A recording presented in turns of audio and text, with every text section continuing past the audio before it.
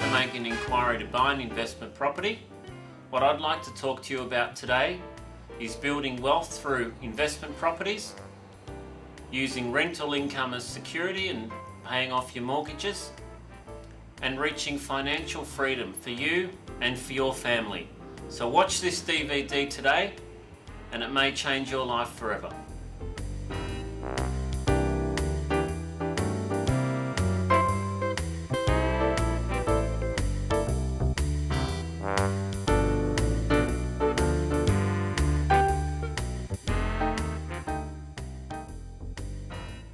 Well, let's get started. The first thing we need to look at is, have you considered what income you need at retirement age? The second analysis is to determine what age you wish to retire at. In determining those things, we need to look at your age now. So for example, if you're 40 and you wish to retire at 55, that gives you 15 years to build wealth and financial freedom. If your income is $50,000 per annum, then you're going to need approximately $50,000 on retirement. If you're living comfortably now, then that's about the income that you're going to require to live on. You don't want to be living on less income than what you're currently living on, because you will obviously take a step backwards in your lifestyle. So what we're about is to show you how we're going to achieve that in the next 15 years or 10 years. Or 20 years if you've got a little bit more time. I work by a few mottos. One of the mottos I work by is, if you believe it, you will achieve it. If you are prepared to do what others won't, you will have what others don't. With our help, with your passion, you will achieve your goals for long-term security. So let's get started.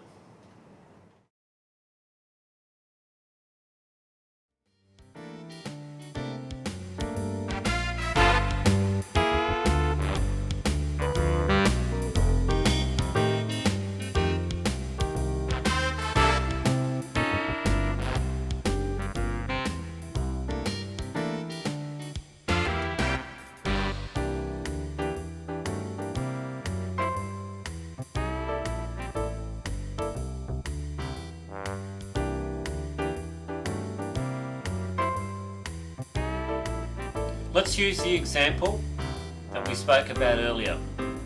You're aged 40, you wish to retire at 55, that's 15 years. You need an income to support yourself similar to what you're earning now, which is $50,000 per annum. How are you going to do that? $50,000 net income per annum means you need net assets of $1 million. That's net assets apart from your family home to live on is $50,000 per annum.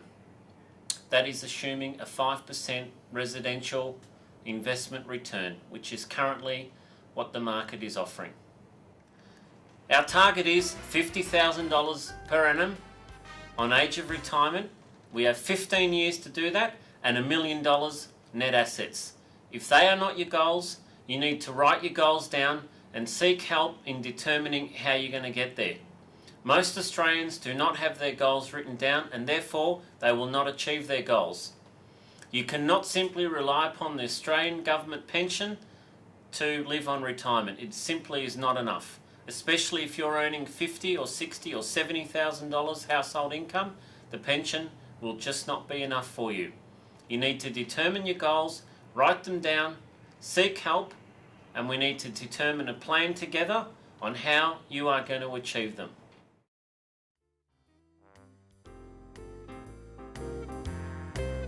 Have you considered how your children will buy property? As you're aware, affordability is at an all-time low, meaning it is virtually impossible for a first home buyer to enter the market currently. The median house price in Melbourne is $431,000 in the last quarter. It is tipped to be over $1 million in the year 2016. We're going to go through an example that if we were in 2016, what deposit, what the repayment is, what income you would need to buy a property in the year 2016. That's not all that far away, it's only 8 years from now. So we'll have a look at our example. In the year 2016, medium house prices are going to be tipped to be over $1 million. If you were to buy a property for $1 million, you would need at least 10% deposit, which means you would borrow 90% from the bank, which is $900,000. Sounds like a lot of money. It will be. $900,000 bank loan over 25 years is approximately $7,000 a month in outgoings. $7,000 per month home loan repayments in the year 2016. What income will you need to earn to pay off that mortgage of $900,000? My calculations are you would need an income of $250,000 per annum, assuming you have no other debts. And that's going to be very difficult if you are earning $50,000 or $60,000 per annum today. Even assuming wages go up 10% a year in the next 8 years, my calculations are that you will only still be earning around $100,000 a year. Hardly enough to pay a $7,000 per month commitment. So we could all be running into some difficulties if we don't buy an investment property and act now, not only for ourselves but for our children. That's fairly scary stuff, if you ask me. How are we going to afford living in the future unless we act now and do something about it? Let's have a look at some articles that have been recently written about affordability and medium house prices. One, there's an article in the Herald Sun that was written in April about housing affordability being out of reach for most Australians. 70% of people polled in that article say that in future generations people will not be able to afford to buy a home. The second article that was written was one that I like, called Through the Roof. It confirms what we're saying, that medium house prices are tipped to break the $1 million barrier mark in the year 2016-2017. It's not all that far away. Think about it. If you're 40, that's only in another 8 or 9 years. So before you even turn 50, medium house prices will be well over $1 million. What plan do you have in place? What action are you going to take to save your family and your generations from not having any assets in the future? Rental vacancies are the lowest in 40 years, well below 2% per annum. What that means is that a property will be vacant for only 1.5 to 2 weeks of the year. That's what rental vacancy means. So if you buy an investment property based on all the articles, all the research and the rental vacancies in Melbourne, you will find that these properties will only take 1 to 2 weeks to rent out. So you have nothing to worry about. Tenants are currently queuing up to find properties, and landlords are finding themselves in a position where they can raise rents because they have less competition in the marketplace, because a lot of people are investing in shares. So property investment, property portfolio is certainly the way to go. As we said, current medium house prices are $431,000. In the next 10 years, they will be well over $1 million. In the next 20 years, they will be well into the millions of dollars. I know that's hard to believe, but there is no reason for the past 40 years that the history that shows us in Melbourne things will change over the next 30 to 40 years of the property cycle. Our chart actually shows $2.9 million in the next 20 years. That's where medium house prices are tipped based on the data that we have and the evidence of the past 40 years. 2.9 million over the next 20 years. Now we're talking about you retiring and having an income in the next 15 years. So 20 years is not far away. 2.9 million, assuming you are to remain with medium house price averages. If we look at the history of medium house prices again and determine what they've done, it might give us some interesting information. In 1967, perhaps some of you weren't born then. I was, only just. In 1967, medium house prices were $9,700. By 1977, 10 years later, they were $37,300, which is a 4 times growth in 10 years. 4 times. That's not bad going. By 1987, they were $86,300. That is another 2.3 times growth from 1977. So in those next 10 years, things still went up nearly 2.5 times. By 1997, they were $165,000, which is another double again. By the year 2007, last year of course, $380,000, which is double again. Have a look at the increases over the past 40 years, and that confirms what we've been saying. So you must act now before it's too late. Assuming you bought a property today for $300,000, in 10 years' time, that will be worth $778,000, assuming medium house prices continue as we've discussed. You will have equity of $478,000. You can't save that much money unless you're on a massive income, but it's unlikely you can.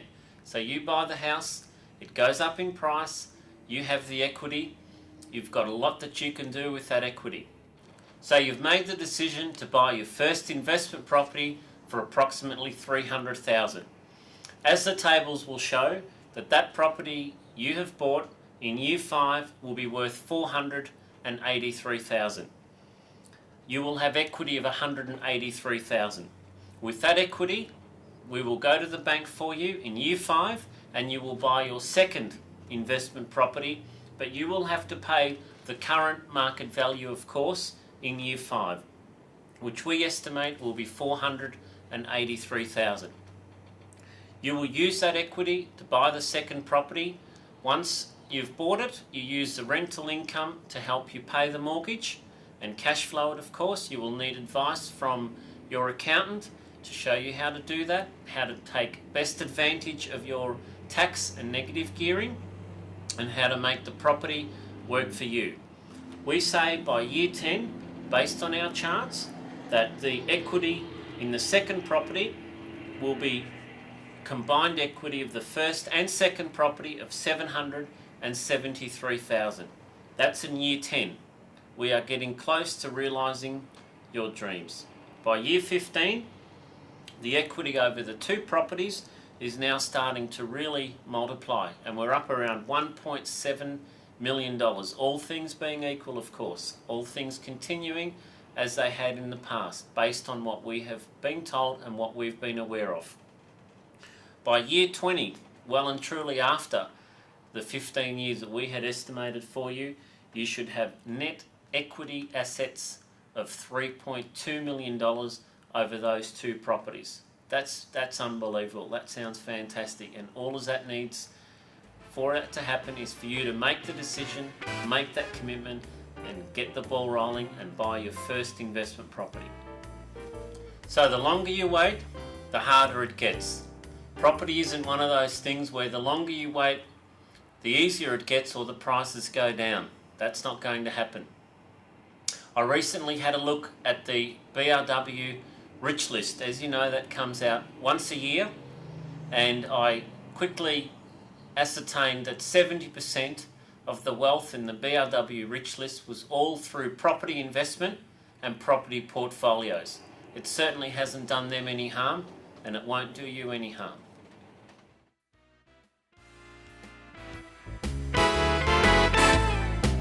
Some of the tips that I have used to buy investment properties, I will show you how it works and what best to look for. Number 1 is look for the land component to the value of the property to be no less than approximately 40% of the value of the property. So if the property is $300,000, the land content needs to be around about the $140,000 mark. Why? Because land is the only thing that goes up in price, and buildings depreciate over time. As they age, they go down in value. Land goes up in value. Hence why you are able to make depreciation allowances against your taxation return. The second thing is look for population growth. And where else is there better than population growth in Melbourne? There is around 70 to 75,000 recorded people, families, moving into Melbourne per annum. That's around 1,500 families a week looking for properties to live, to buy, places of interest to work. They're spending more money in the shops at all the counters, and that's increasing our population. As you know, there's a huge baby boom at the moment. Government is giving $4,000 to have a child, so hence there's a lot of increasing population, baby boom, migration. You just need to drive around Melbourne and see all the expansion in transport, freeways, which still not keeping up with the population in my view. Vacancy rates of 1.6%, which we spoke about earlier. There's a shortage of rental properties. There's a lot of investors that need to come back into the investment market because a lot of tenants looking for properties. You look at the education and the schools here in Melbourne. We've got some of the best schools in the country. Look for consumer lending. Consumer lending is up in Melbourne. It's up in Australia. We are spending more money than we ever have before. Unemployment has been the lowest it has been in 40 years. Auction results.